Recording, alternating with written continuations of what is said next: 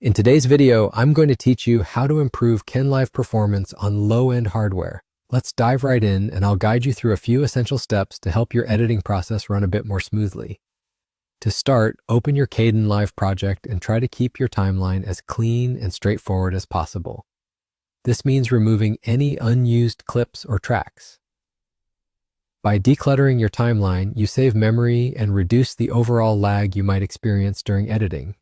It's all about efficiency and making sure your workspace is tidy and manageable. Next, go to the Project menu and select Project Settings. Here you want to enable a feature known as Proxy Clips by checking the appropriate box.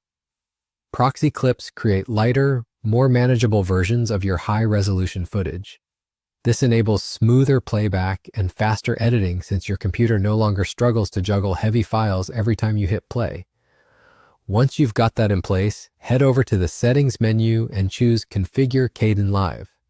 Dig into the Playback section where you'll find the option to enable GPU processing, provided your system supports it.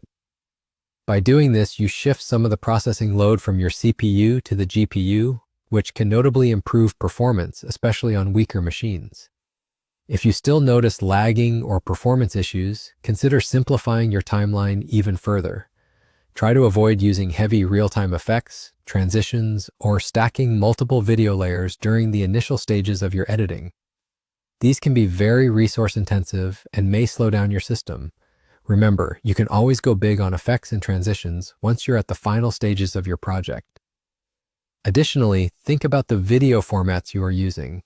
Opt for lightweight formats like MP4 with the H.264 codec rather than large, uncompressed files. The larger files consume more memory and require more processing power to work with, which can bog down performance on a less powerful machine. Keeping it light can make a world of difference in speed and efficiency.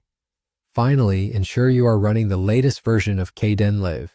Developers regularly update the software to include performance enhancements and bug fixes that can greatly improve stability and efficiency, particularly on lower-end systems.